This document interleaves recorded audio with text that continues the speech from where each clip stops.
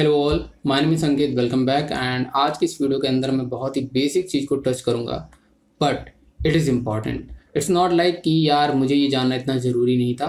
अगर गाइस आप node application पे लाइव एप्लीकेशन या फिर किसी भी तरह के प्रोडक्शन लेवल पे वर्क कर रहे हो, तो ये जो छोटी मोटी चीज़ें अगर आपको नहीं पता होंगी तो आगे चल करके आपको प्रॉब्लम फेस करनी पड़ेगी।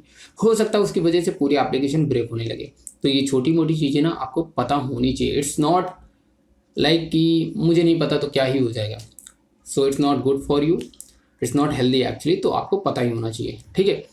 तो आज की इस वीडियो का जो टॉपिक है वही है सेमेंटिक वर्जनिंग के बारे में डिस्कस करने वाला हूँ। मतलब क्या होता है, बड़ा ही सरल शब्दों में मैं एक्सप्लेन करता हूँ।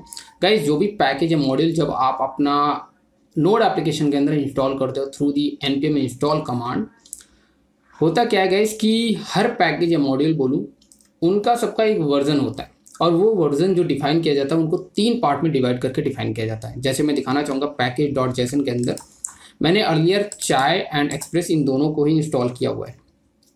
आप देख सकते हो 3 पार्ट में डिवाइड किया गया है, ठीक है। जैसे फर्स्ट पार्ट में 4 है, फिर सेकेंड पार्ट में 17 है और थर्ड पार्ट में 1 है, जैसे एक्सप्रेस के लिए, राइट। अभी आगे जो ये कैरेट वाला सिंबल, इसको इग्नोर करो, इसके बारे में डिस्कस करूँगा इस वीडियो के अंदर।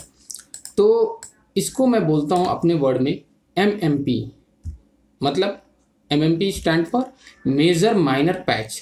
तो जो पहला पार्ट होता है जिसमें 4 लिखा है उसको हम बोलेंगे मेजर वर्जन का, जो मतलब जो वर्जन डिफाइन किया गया, मेजर चेंजेस होते हैं इसके अंदर।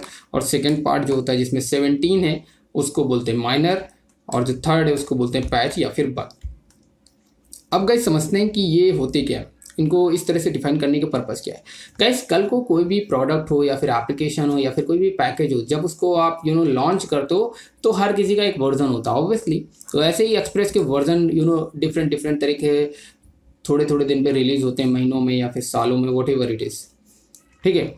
तो वो जो टाइम पीरियड होता है उस टाइम पीरियड में वर्जनिंग होती है। तो होता क्या गाइस कि कोई भी आपने वर्जन जब रिलीज किया तो रिलीज करते टाइम पे हो सकता है कि कोई एक एग्जिस्टिंग जगह पे जो कुछ आपने वर्जन, जो पैकेज आपने फंक्शनैलिटी डिफाइन करके जब आपने लॉन्च किया, तो कहीं पे थोड़ा सा अनएक्सपेक्टेड, मतलब एक्सपेक्टेड आउटपुट नहीं जनरेट हो रहा, तो वो एक तरह का बग हो गया, ठीक है। उस फंक्शनैलिटी के अंदर से जो हमें आउटपुट जनरेट होकर के आना चाहिए वो एक तरह का बग है जो नहीं आ रहा, तो वो क्या होगा, पैच होगा, बग। तो उसके अंदर जब हम चेंजेस दोबारा करके उसको फिर से मार्केट या रिपोजिटरी में उसको फिर से पब्लिश करते हैं उस वर्जन को, तो उसके वहाँ पे जैसे कि यहाँ पे 1 की जगह पे दोबारा से ये 2 हो जाएगा, ठीक है। माइनर चेंजेस हुए, नॉट माइनर चेंजेस, सॉरी,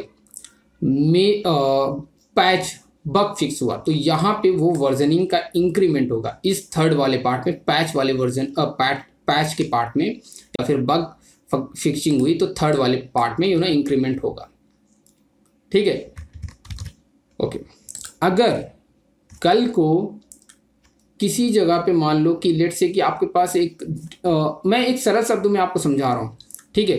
तो एक्सपेक्टेड आउटपुट नहीं आ रहा था, तो इसकी वजह से क्या हुआ, एक तरह का बग हुआ जिसको फिक्स करके उसकी वर्जन को इंक्रीमेंट कर दिया जाता है, ठीक है। सेकेंड पार्ट में माइनर चेंजेस लेट से कि गाइस आपने कोई ऐसा फंक्शन लिखा था जिससे आउटपुट कुछ जनरेट हो रहा था, तो उस आउटपुट में जनरेट होने के साथ साथ आपने एक प्रॉपर्टी और ऐड ऑन करी है, ठीक है, बढ़ाई है, एक फंक्शनैलिटी छोटी मोटी डिफाइन किया है, तो वो क्या हुआ, माइनर चेंज हुआ। मतलब एग्जिस्टिंग में ही आपने माइनर चेंज किया और जो पुराना वाला है वो भी रहेगा और नया वाला जो ऐड हुआ वो भी रहेगा।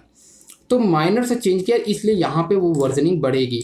जैसे कभी ये कल को 16 रहा होगा, 15 रहा होगा, आज के दिन ये 17 हो चुका है, ठीक है, कल को 18 भी हो सकता है, ठीक है। लेकिन आपने फिर हो सकता है कि कल को फिर से एक एक्सप्रेस का नया वर्जन आता है, कंप्लीटली ये 4 की जगह पे 5 होने वाला है, इस तरह से होने वाला है, ठीक है। या फिर इस तरह से पूरा कंप्लीटली एक नया वर्जन आने वाला है, ठीक है, एक नया वर्जन।